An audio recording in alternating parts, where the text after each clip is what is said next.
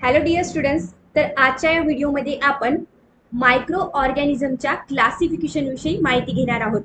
तर मायक्रो ऑर्गॅनिझमचं जर आपल्याला क्लासिफिकेशन करायचं असेल तर त्यांचं जर आपण इतर ऑर्गॅनिझम सोबत कंपॅरिझन केलं तर त्यांची साईज ही खूप जास्त छोटी असते आणि म्हणूनच इतर लिव्हिंग ऑर्गॅनिझमचं क्लासिफिकेशन तर वेगळ्या पद्धतीने आपण केलेलंच आहे, परंतु मायक्रो ऑर्गॅनिझमला सुद्धा एका वेगळ्या पद्धतीने या ठिकाणी आपण क्लासिफाय करणार आहोत।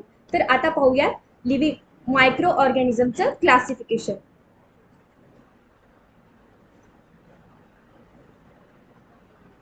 मायक्रो ऑर्गॅनिझम्स,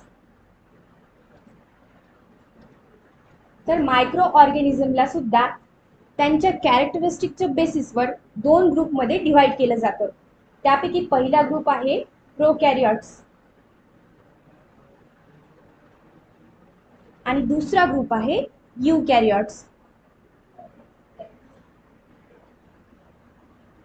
मग प्रोकॅरियोट्स मध्ये सर्व प्रकारचे बॅक्टेरिया आपल्याला पाहायला मिळतात आणि यूकॅरियोट हा जो ग्रुप आहे तो परत तीन ग्रुपमध्ये डिवाइड होतो। त्यामध्ये पहिला ग्रुप आहे प्रोटिस्टा, दुसरा आहे फंगी ज्याला आपण फंगस किंवा फंगाय असं सुद्धा म्हणू शकतो, आणि तिसरा आहे अल्गी। सो स्टुडंट, अशा प्रकारे मायक्रो ऑर्गॅनिझमला सुद्धा वेगवेगळ्या ग्रुपमध्ये डिवाइड केलं जातं। तर सर्वात आधी आपण माहिती घेऊयात बॅक्टेरिया विषयी। तर आता आपण पाहूयात बॅक्टेरियाचे काही कॅरेक्टरिस्टिक फीचर, ज्यावरने तुम्हाला इझिली समजून जाईल की नेमकं बॅक्टेरिया म्हणायचं कोणाला।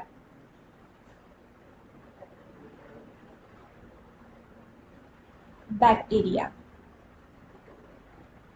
तर आपण सुरुवात करूया बॅक्टेरियाच्या साईज पासून।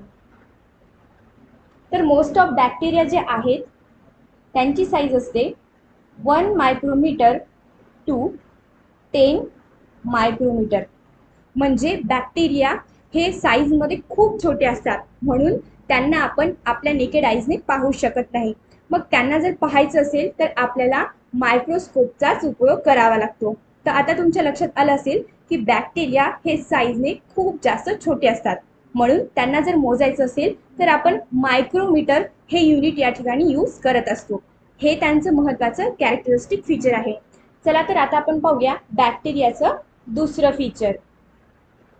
तर बॅक्टेरिया जे आहेत ते युनिसेल्युलर असतात।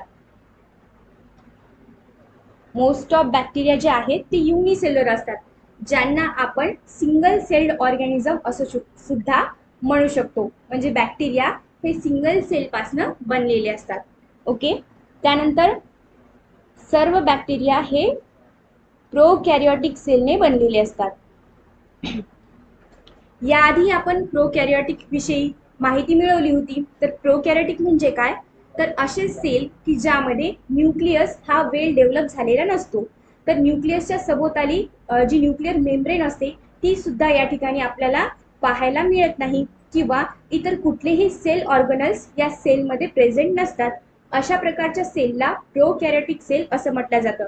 तर स्टुडंट, जेवढे काही बॅक्टेरियाज आहेत ते युनिसेल्युलर आहेत आणि त्यांचे जे सेल आहेत ते प्रोकॅरियोटिक सेल आहेत, म्हणजे त्यांचा न्यूक्लियस हा वेल डेव्हलप झालेला नाहीये।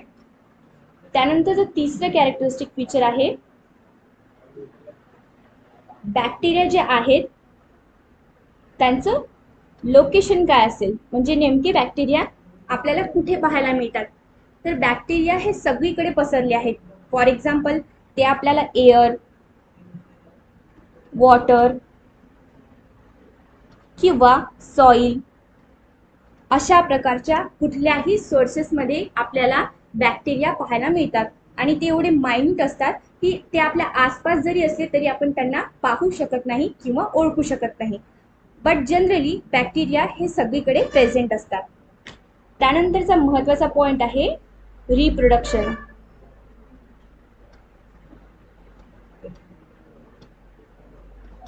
बॅक्टेरिया हे कशा प्रकारे रिप्रोड्यूस होतात किंवा स्वतःची संख्या कशी वाढवतात। तर बॅक्टेरियाला रिप्रोड्यूस होण्यासाठी ते बायनरी फिजन या प्रोसेसचा उपयोग करतात। म्हणजे त्यांना जर स्वतःची संख्या वाढवायची असेल तर त्यांना बायनरी फिजन या प्रोसेसला परफॉर्म करावं लागतं. तर नेमकं या प्रोसेसमध्ये होतं काय? बायनरी फिजन म्हणजे जेव्हा एक ऑर्गॅनिझम स्वतःचा बॉडी पार्ट यूज करून परत त्याच्यासारखा एक्झॅक्ट तसाच ऑर्गॅनिझम तयार करतो, तेव्हा त्या प्रोसेसला बायनरी फिजन असं म्हटलं जातं.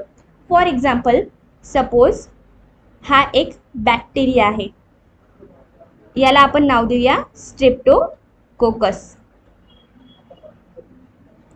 तर हा जो बॅक्टेरिया आहे याला जर मी 2 भागामध्ये डिव्हाइड केलं तर मला अशा प्रकारचे 2 भाग मिळतील, राईट. तर हा झाला 1/2 पार्ट आणि हा आहे बॅक्टेरियाचा दुसरा हाफ पार्ट. तर जेव्हा आपण बॅक्टेरियाला अशा 2 भागामध्ये डिव्हाइड करतो तेव्हा काही काळाच्या नंतर या बायनरी फिजनच्या माध्यमातून हे बॅक्टेरिया सेम त्याच्यासारखा दुसरा पार्ट सभोवताली जनरेट करतात आणि त्यांच्यापासून 2 बॅक्टेरिया या ठिकाणी आपल्याला तयार झालेले दिसतात. तर ही जी प्रोसेस आहे की स्वतःच्याच बॉडी पार्टचा यूज करून त्यांच्यासारखा एक दुसरा बॅक्टेरिया तयार करणे, त्याच प्रोसेसला बायनरी फिजन असं म्हटलं जातं. आणि याच फिजन प्रोसेसचा उपयोग जे बॅक्टेरिया आहे ते स्वतःची संख्या वाढवण्यासाठी करत असतात. हे त्यांचं एक महत्त्वाचं कॅरेक्टरिस्टिक फीचर आहे. त्यानंतरचं फीचर आपण पाहूयात, बॅक्टेरियाचं structure. Structure of bacteria. So student, bacteria जे आहेत ते त्यांच्या शेपनुसार किंवा साईजनुसार त्यांना वेगवेगळे नावं देण्यात येतात. तर आता आपण पाहूयात की बॅक्टेरियाला कुठल्या शेपनुसार कोणतं नाव दिलं जातं. ओके, इथे आपण घेऊयात तो point, structure of bacteria. So here एक नंबर आपण पाहूया, कोकस.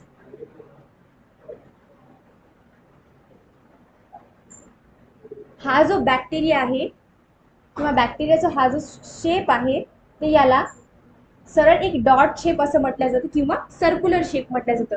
म्हणजे जे काही बॅक्टेरिया आहेत त्यांचा जर शेप एखाद्या सर्कल सारखा असेल तर त्यांना कोकस असं म्हटलं जातं. त्यानंतरचा आपला शेप आहे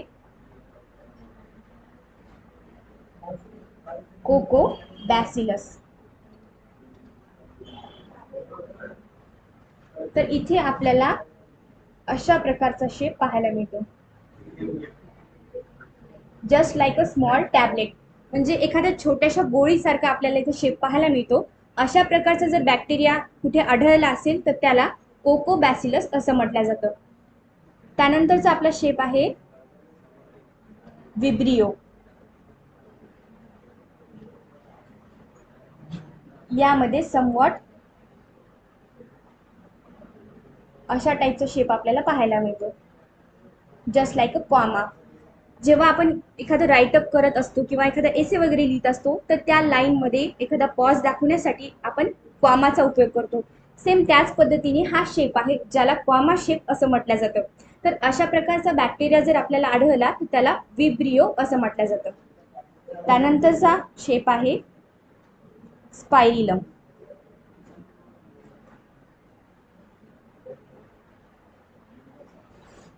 हा समवॉट झिगझॅग पॅटर्न मध्ये आपल्याला पाहायला मिळतो.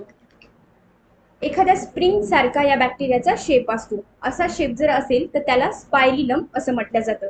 तर वेगवेगळ्या शेपनुसार बॅक्टेरियाला वेगवेगळी नावं देण्यात येतात. आता आपण बॅक्टेरियाची काही एक्झाम्पल पाहूयात. एक्झाम्पल ऑफ बॅक्टेरिया यामध्ये घेऊयात स्ट्रेप्टोकोकस,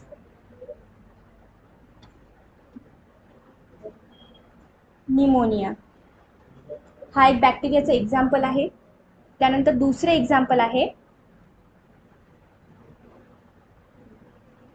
क्लोस्ट्रिडियम टिटॅनी. त्यानंतर आहे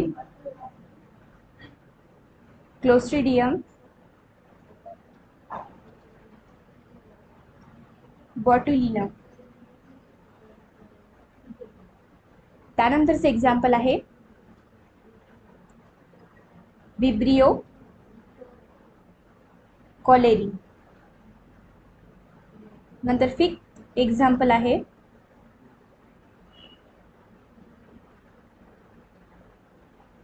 सॅल्मोनेला टायफी. तर हे काही कॉमन बॅक्टेरियाचे एक्झाम्पल आहेत की जे आपल्याला वेगवेगळ्या ठिकाणी पाहायला मिळतात. मग तो कोणताही सोर्स असो, वॉटर असो, सॉइल असो किंवा एअर असो, अशा सर्व प्रकारच्या सोर्सेसमध्ये आपल्याला या टाईपचे बॅक्टेरिया पाहायला मिळतात. तर आता आपण नेक्स्ट आपला किंगडम घेऊयात, जो ग्रुप आहे प्रोटिस्टाचा.